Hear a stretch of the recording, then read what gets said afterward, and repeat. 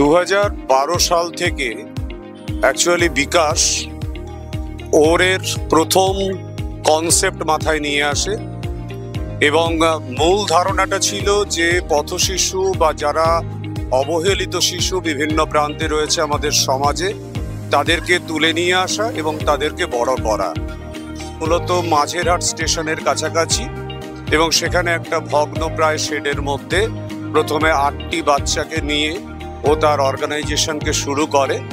এখন সেখানে বহু সংখ্যক ছেলে মেয়ে দৈনন্দিন পড়াশুনো করে এবং তারা সামগ্রিকভাবে তাদের একটা শিক্ষা বিকাশের পদ্ধতির মধ্যে দিয়ে তারা কিন্তু এগিয়ে চলছে।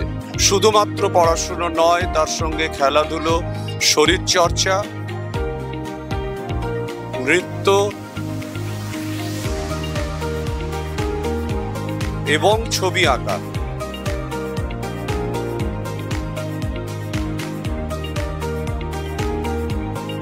সমস্ত দিক থেকেই কিন্তু প্রত্যেকটা শিশু উল্লেখযোগ্যভাবে ভারসাম্যযুক্তভাবে শিক্ষিত হয়ে উঠছে। পরবর্তী সময়ে অর্গানাইজেশন যখন ধীরে ধীরে বিকশিত হয়েছে, বিস্তৃতি লাভ করেছে, তখন ধীরে ধীরে কিন্তু এই ওয়ারের পরবর্তী যে অধ্যায় শুরু হয়েছে সেটা হচ্ছে সুন্দরবনের একটি প্রত্যন্তর এলাকায়, এবং সেখানে শবর জাতির বসবাস, সেখানে স্বল্প সংখ্যক মানুষ বসবাস করেন।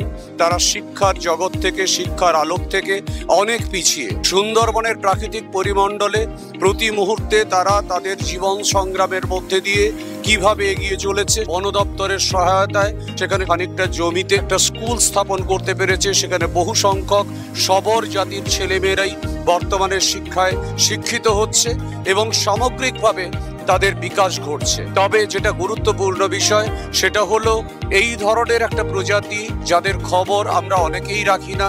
আমরা সভ্য সমাজের শহরের মধ্যে যারা বসবাস করি, যারা অনেকেই জানি না যে ধরনের একটা প্রজাতি ওখানে আছে এবং তারা হারিয়ে যাচ্ছে।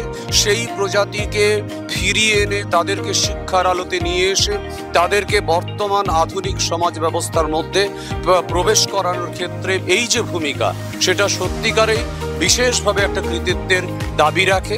একদিকে স্কুল এখানে মাঝেরহাটেও যেমন বিকশিত হয়েছে, ঠিক একইভাবে সুন্দরবনেও বিকশিত হয়েছে। ভবিষ্যতে এই স্কুলের সাথে সাথে ওয়ারের যে বাকি যে সমাজ সেবামূলক যে কার্যক্রমগুলো, সেগুলো সারা বিশ্বময় ছড়িয়ে পড়ুক। আজকে আমাদের এই ছোট্ট গণ্ডির বাইরে ওয়ার এগিয়ে আসুক, জাতীয় স্তরে উঠে আসুক এবং আন্তর্জাতিক স্তরে উঠে আসুক। তাহলে ভবিষ্যতে এই ওয়ারের দ্বারা আরও অনেক অনেক কাজ করা সম্ভব হবে। নিরবিচ্ছিন্নভাবে এই যে বিকশিত হওয়া, সেটা সবটাই কিন্তু কৃতিত্বের দাবি রাখে। ছোট্ট ছোট্ট পায়ে এগোতে এগোতে, সামান্য কিছু মানুষকে সঙ্গে নিতে নিতে আজকে সেটা একটা বিশাল কলেবরে পরিণত হয়েছে। সেটা ভবিষ্যতে আরও অনেক উন্নতি লাভ করবে, উত্তরোত্তর শ্রীবৃদ্ধি লাভ করবে।